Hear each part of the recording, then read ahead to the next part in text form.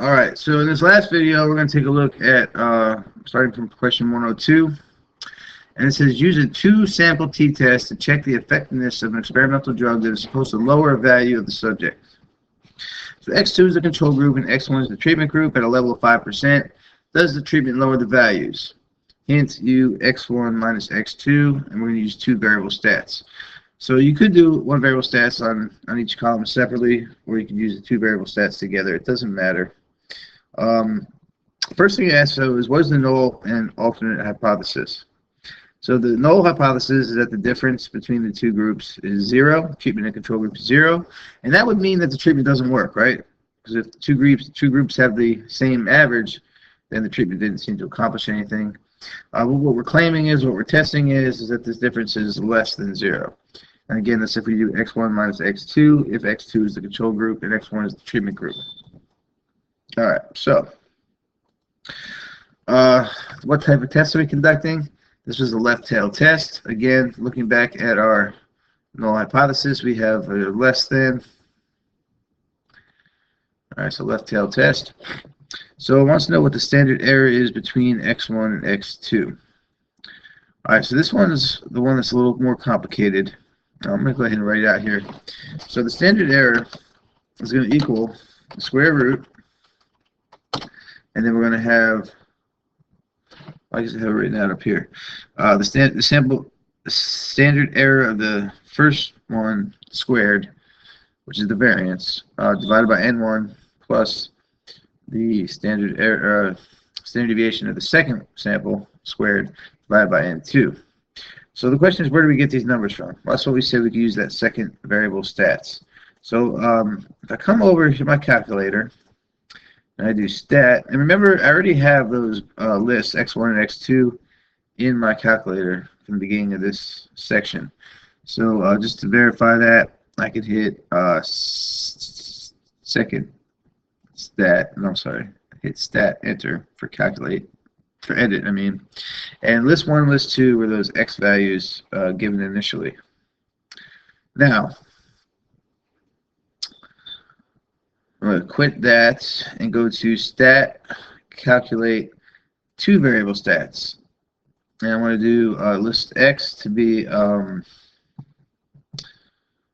do list x, which is going to be L1, so it's going to be x1, so second stat list 1, and then we'll do y list to be second stat list 2. Okay, now for list 1, our standard deviation was 8.81, rounded to 2 decimals. Okay, so let's just make note of this. I'll use green. And pop the calculator back up. So 8.81, that's where we got this number right here. And then our mean, I'm sorry, n was 7. So we're going to square that and divide it by 7.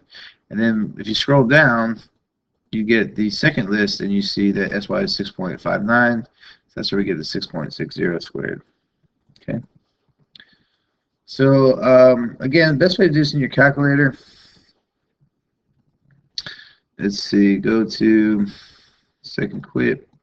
So I'll do 8.81 squared divided by 7 plus 6.60 squared divided by 7. Okay, if I hit enter, and then I'm going to go ahead and take the square root of that. So you raise it to 0.5 power, you can do square root second answer. That's going to give me my 4.16. That's where I get my standard error. All right, moving on. What is the lower bound of a 95% confidence interval? So the lower bound is your mu difference minus our TC times our standard error. So this is the T critical value. So the first thing we have to do is, how do we find that T critical value? So remember, we are doing a,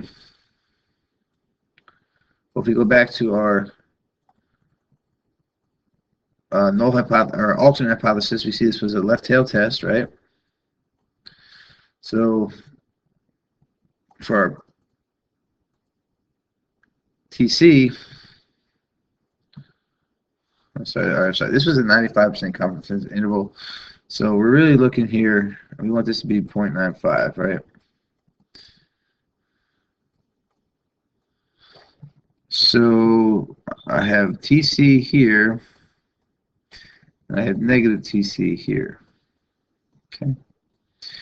Now, to find out what this value is, remember you always use the positive value, right? So you can think of it as absolute value of T sub C. But knowing that it's symmetric, you can just change the sign to be appropriate. So remember that we use the inverse T function, and if there's 0.95, let's see, so alpha equals 1 minus the confidence, so 1 minus 0.95 equals 0.05. Remember there's two tails, so in each tail you have 0.05 divided by 2, which equals 0.025. Okay, so 0.025 in this tail, and 0.025 in this tail. Okay, so we're going to do the, to the left of this right here, we're going to have a 0.95, and we're going to have the 0.025. We add those together, and that's where we get our 0.975. So the total area to the left is 0.975, and there's 6 degrees of freedom. Again, that's n minus 1. So on our calculator, you can do second vars, go down to inverse T, do 0.975, and degrees of freedom is 6. Okay. That's where we get our 2.45 if you round to 2 decimals. Now, if you don't have inverse T function on your calculator, you can use the table. So the table would ask you to find the probability in the upper tail. So that's going to be 0.025. It's a two-tail test, or for two tails. So let's go ahead and pull that up. You can get it off my website.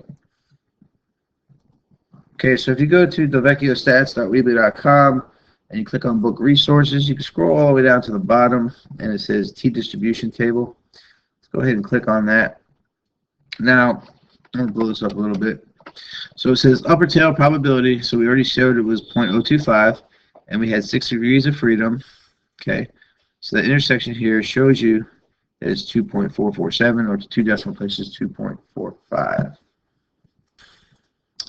All right, so now we've established what our critical value is. And before we calculated our standard error, so we have to find the new difference, right? So if you go back to the calculator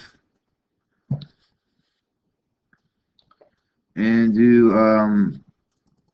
well, let's just go to do it again. So stat, calculate, 2 variable stat, and we do list 1 and list 2. So here we have 82.71 for X bar, so that's the list 1, so I'll put that there. And you scroll down, you get 83.14 or 83.1, and that's what I put here. So that's the new difference right here. And then you're going to do for lower bounds, you're going to subtract the T critical value, which we already said was 2.45. You can get that either using the table or the inverse T function, and then the standard error, which we calculated to be 4.16. And if you do all that, you should get negative 11 as your lower bounds.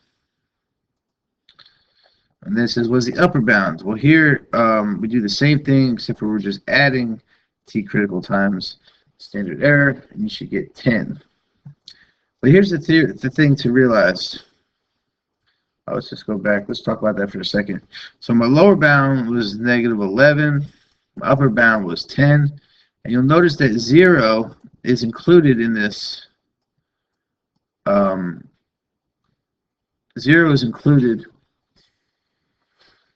in this interval. So note that we would fail to reject that the differences was 0 because 0 is in this interval and 95%. Now, let's look at our next question though. It says, what would be your test t statistic? Well, that's just t equals, so you have your mu difference, right? I'll just type this mu difference, which, well, our mu difference was 0, and the difference between x1 and x2 was negative 0.4. So let me rewrite this. Okay, so you had let's say x bar from list 1 minus x bar from list 2, and that's kind of your mu that's your x bar difference, right? And then your mu difference is just 0. This is all over the standard error, which the standard error, remember, was the square root of s1 squared over n1 plus s2 squared over n2. And this earlier we calculated to be 4.16, and up here we calculate to be negative 0.4. So that gives us a test statistic of negative 0.09. Okay. So then we want to find the p-value. Again, this was a left tail test. So our p-value is the area in the left tail. And let's see, that was negative 0.09. Okay. So our p-value is the area in the lower than that. So we're using that lower bound of, let's say, negative 100. And this is our p-value.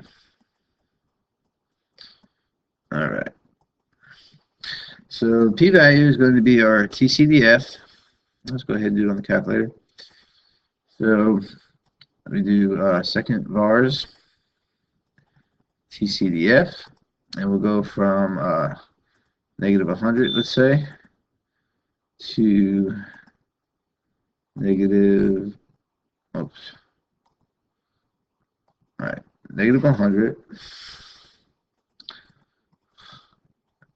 to negative 0.09 degrees of freedom 6. So when we're doing the two samples, we always take the minimum of the degrees of freedom, but here both sample sizes were 7, so the degrees of freedom were the same, so we'll just pick one of them. Okay, paste that in. You get the 0.4656. So round to 2 decimal places, we get 0.47. So that's the area in this tail here. Now, for the next problem, it says, did the treatment lower the values at a level significance of 5%? So you compare the p-value, 0.47 we just calculated, to 0.05, and obviously this is greater, so we failed to reject the null hypothesis, which means that the means are not different, so no, the treatment did not lower the values. All right, I hope you found that helpful. Let me know if you have any additional questions. Thanks.